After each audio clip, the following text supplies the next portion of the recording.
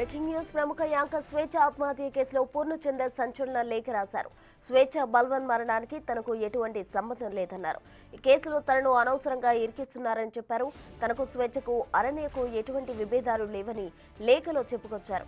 Media ద్వారా అరణ్య పాప మాటలు తనను బాధించాయన్నారు పూర్ణచందర్.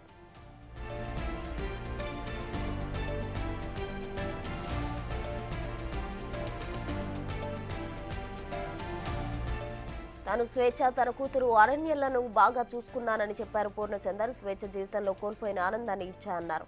ఏ రోజు ఆమె చావును కోరుకోలేదని చెప్పారు. ఈ కేసులో వారి అమ్మానాన్నలు బంధువులు చేస్తున్న ఆరోపణలు అబద్ధమన్నారు. తాను ఏ రోజు పెళ్లి పేరుతో మోసం చేయలేదని, ఒత్తిడి చేయలేదని చెప్పారు.